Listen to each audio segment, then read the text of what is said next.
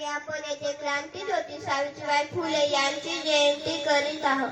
महाराष्ट्राची दिव्य ज्योती ओवाळू त्यांची आरती. नमन माझे सावित्रीस, आज आहे त्यांची जयंती, आज आहे त्यांची जयंती. आजच्या कार्यक्रमाचे अध्यक्ष माननीय उर्वशी रामटेके तसेच प्रमुख पाहुणे म्हणून लाभलेले माननीय त्रिशा रामटेके, त्रिशा पानेवार आणि तसेच प्रमुख पाहुणे म्हणून लाभलेले माननीय निधी रामटेके आणि माझे गुरुजन वर्ग व इथे जमलेल्या सर्व माझे विद्यार्थी मित्रांनो.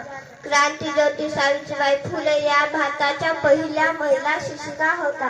त्यांचा जन्म 3 जानेवारी 1831 रोजी सातारा जिल्ह्यातील नायगाव येथे झाला. त्या काळात मुलींना शाळेत जाण्याची परवानगी नव्हती. सावित्रीबाईंनी या अन्यायाविरोधात आवाज उठवला. महात्मा ज्योतिबा फुले यांच्या सोबत त्यांनी मुलींसाठी पहिली शाळा सुरू केली. लोकांनी त्यांना खूप त्रास दिला, पण त्या कधीही डगमगल्या नाही.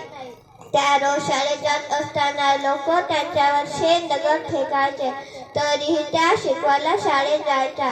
सावित्रीबाईंनी आपल्याला हे शिकवले की शिक्षण हे खरे शस्त्र आहे.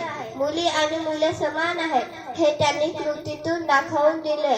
मित्रांनो, आज आपण शाळेत शिक्षण घेतो, पुस्तके वाचतो, स्वप्न पाहतो. हे सर्व सावित्रीबाई फुले यांच्या कष्टामुळे शक्य झाले. त्यांचा आदर्श घेऊन आपण मन लावून अभ्यास करू. मुले आणि मुलींमध्ये भेदभाव करणार नाही. सर्वांशी प्रेमाने वागू, सर्वांना समान मानू, चांगले नागरिक बनू. अज्ञानाचे ग्रहण सुटले, मैत्री झाली अक्षरांशी. सावित्रीबाई तुमच्यामुळे जुळले नाते शिक्षणाशी. आज आपण शिक्षण घेत आहोत, पुढे जातात. हे सर्व त्यांचे त्यागाचे फळ आहे. म्हणून आपण त्यांच्या विचारावर चालण्याची शपथ घ्यायला हवी.